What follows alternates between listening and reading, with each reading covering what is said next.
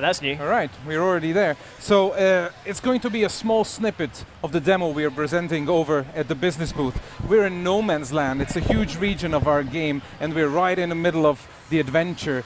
We got some information from a guy called Dijkstra that Geralt is looking for a certain person, an ashen-haired girl. I think it's pretty safe to talk about her. There's Ciri.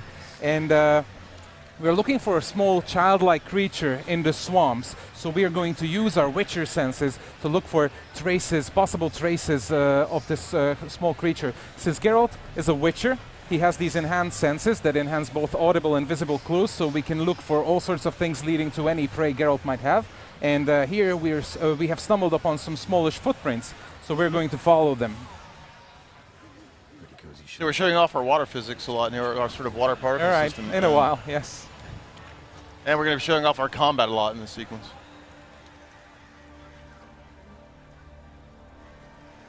Johnny?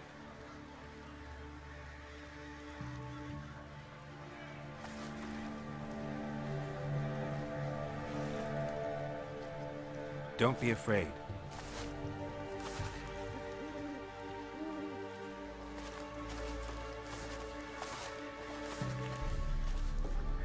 You're a Bucka?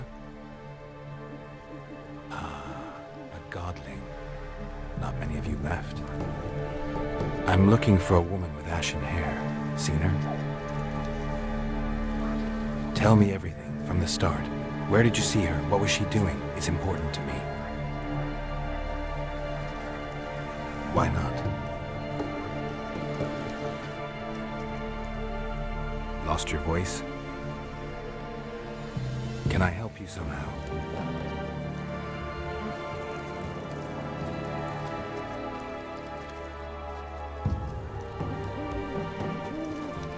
Can't understand you.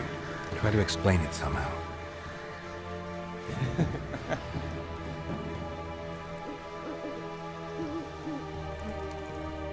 Want me to follow you? No choice, I guess. All right, so Johnny apparently wants us to help him regain his voice, and since it's information we're looking for, it makes a lot of sense to follow him. So let's follow wherever he's taking us through the swamps. It's a really nice place. All sorts of points of interest. You also mentioned we're on the main storyline here. Exactly, all right. We seem to stumbled upon some wildlife. Yep. We're going to use some signs to recognize these guys? These are drowners. Yeah. Whenever a nearby village or city guards want to get rid of bodies, they mostly dump them in the swamps. It's the easiest way to get rid of them. And some of these bodies come back as these vile creatures, again called drowners. They pester travelers and adventurers like us, but we came prepared, as you saw. All right, so let's follow Johnny a little bit further. We're going to see some really interesting things here. I think you saw some cutting limbs there, so we implemented a new sort of full dismemberment system in the game, so you can cut everything up, basically. People seem to like that a lot during the demo when you presentations. cleaved that man in two, yeah. Something's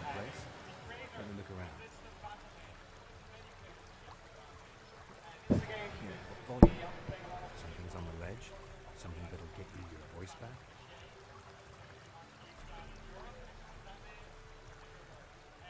Guess I gotta make this climb.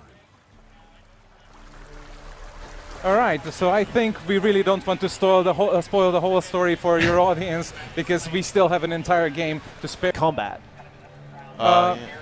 We have refined combat a lot. It's very tactical now, while being very casual, of course. This is a very welcoming system, just like the story. We would like to focus on welcoming and inviting as many new players as possible. You don't have to play any of the prequels to get engaged in the story, and the combat is likewise very approachable. So it's, you know, easy to learn, hard to master. There's a lot of depth to it. There's a bunch of combat animation that makes it really fluid. It's really enjoyable. There's a lot to do here. So is it similar to the combat in Witcher 2, or have you just tweaked it slightly? Or I mean, how similar are they? But it's been refined a lot. Okay. But is there still that emphasis on countering and dodging around? Because I remember, for me, that's certainly only the best way I found a victory in many battles was